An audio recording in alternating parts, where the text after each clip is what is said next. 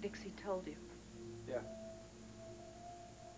I'm sorry I spoiled your little secret. It wasn't a secret. What would you call it? I was going to tell you, Ted. I wanted to wait for the right time. When?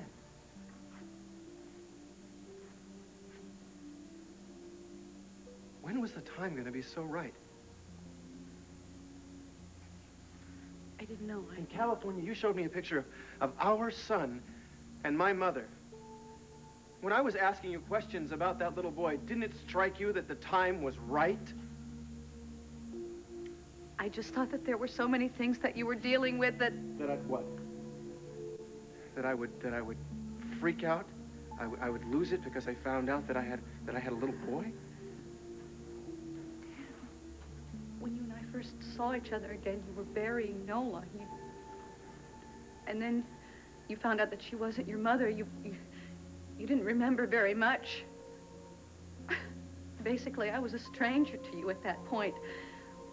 How do you think you would have felt if I told you we had a child?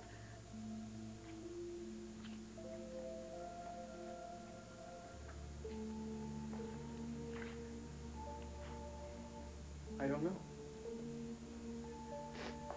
But I sure as hell wish that I'd been given the chance to find out. I just thought it was too much. What about when you selectively refreshed my memory about our relationship? What was wrong with then?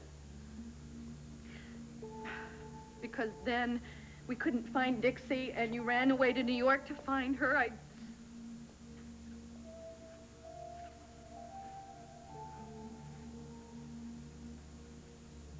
want to hear you say it. I want to hear the words come out of your mouth. Brooke, who is Jamie's father? You are. Dad, I didn't know I was pregnant until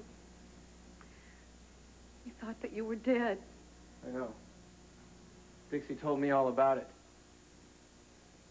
Nice of her to fill me in, don't you think? I'm sorry. She even tried to cover for you. I don't know why. For the life of me, Brooke, I can't figure that out. Why? Why, in all of the heart-to-heart talks we had, why in all of the barrage of words, couldn't you mention that I had a son? That I was Jamie's father, for God's sake? There were so many things hitting you all at the same time. Dixie knew. Yes. How did she take the news? She came to terms with it eventually. That picture, the one of Opal and Jamie, my mother knew too? Yes. Do all of my parents know they have a grandson? We thought you were dead. I thought they had the right to know. What about Palmer, or Jackson, or Aunt Phoebe, or Langley? What about the mailman?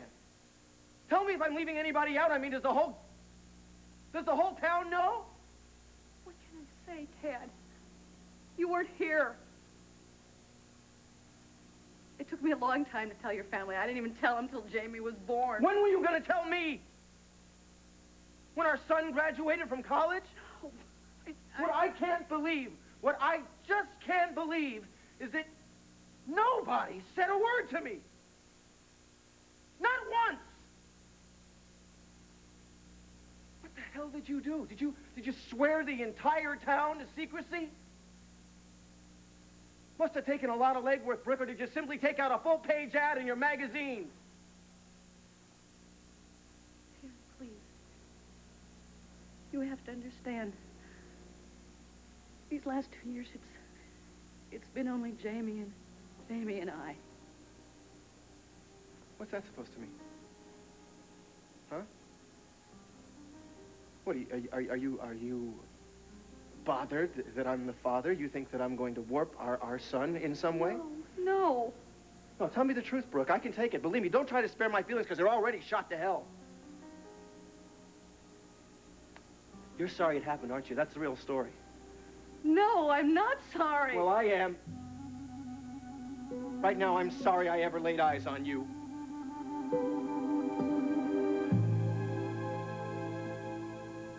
About Jamie, or that you were his father. That's the truth. It was a miracle. Why? Because I was so conveniently out of the picture? No. Never, Ted. Don't ever think that. I couldn't have children. That's what the doctors told me. I lost my daughter. I lost you. And then somehow there was Jamie. You gave me a son. A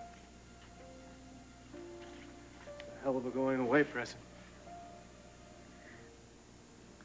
I used to, when I was carrying Jamie, I would think about telling you and how you would react, and I would imagine how it would be if you were there when he was born.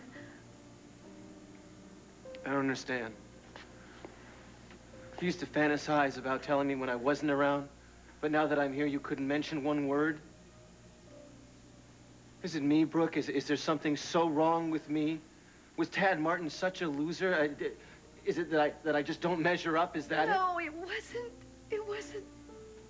I just wanted the right time. I know there were chances. I know that. I wanted to tell you, Tad. I wanted to tell you so many times. I was just scared. I wanted you to know Jamie first. To hold him, to watch him play. I mean, he's the most wonderful, brightest child in the world. And I wanted you to know that first, before I forced him on you. You should have told me. I guess I just wanted you to know. I guess I just wanted you to look at him and see that grin that he gets. It's exactly like yours. I just wanted you to see that. Just that you just be able to tell. You should have told me. Damn it, Brookie, you should have said something. I don't care what you're going through. You don't talk to Brooke like that.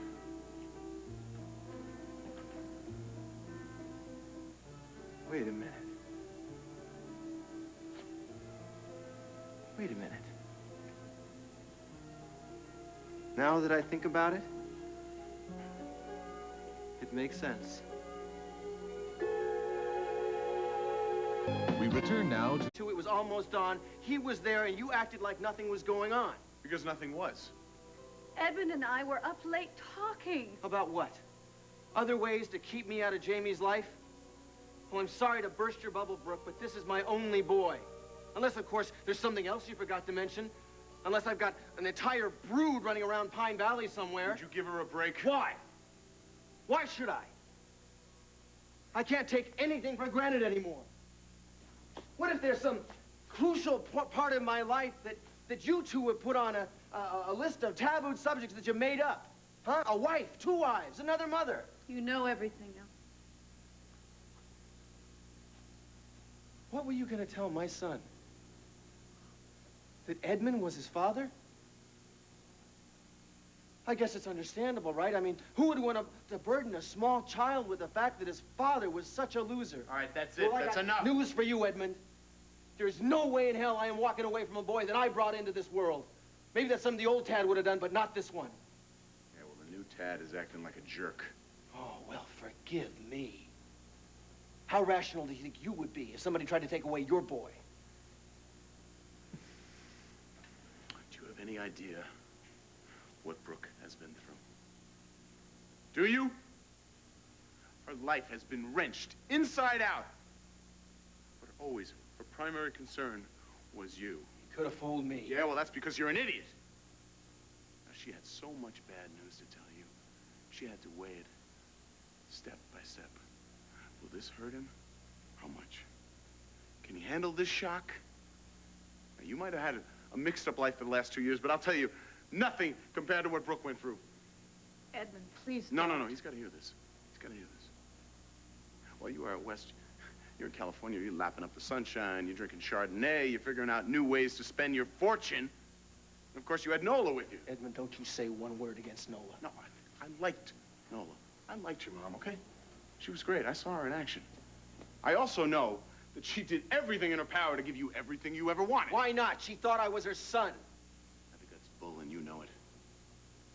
It was a fantasy that she made for both of you. It was a dreamland. And meanwhile, Brooke, she's home. She's alone. She's grieving. It's not my fault. Yeah, well, at least think about it. Giving a little credit where credit is due. Edmund, please. No, no, you brought him home.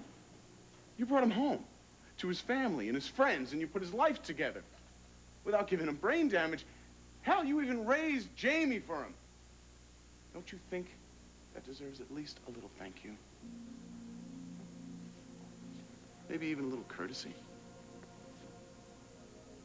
Wait, what about Jamie, huh? I mean, did you ever think about his name?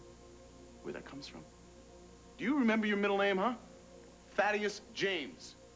Now, why would Brooke name her son after a man she wants to forget? You should be down on your knees thanking her for giving Jamie a happy home life. Edmund, you're not being fair. No, he's got all the facts right now. You let him deal with it. Now, I don't know about the old Tad, but if this is how the new Tad deals with hearing that he's a father, you're better off without him.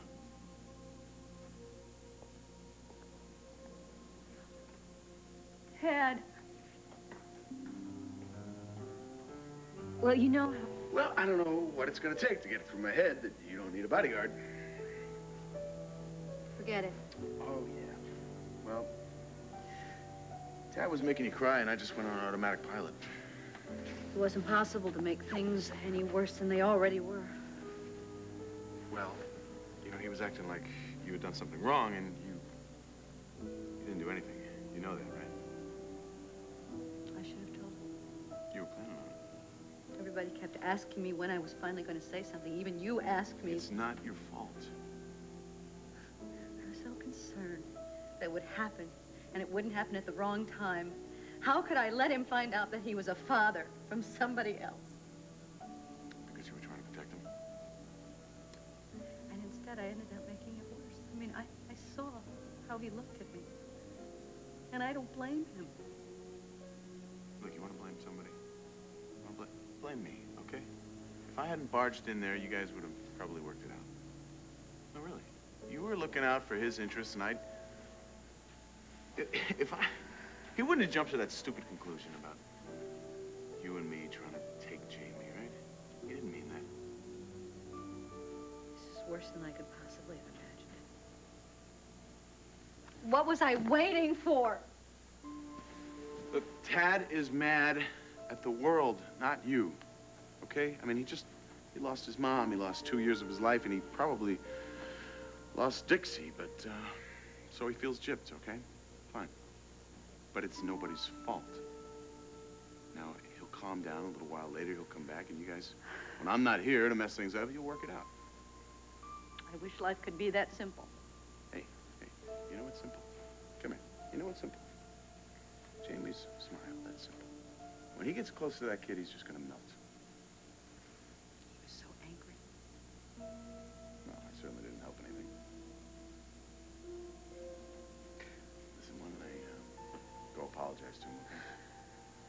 No. Come on, no yelling, I promise. No, all right.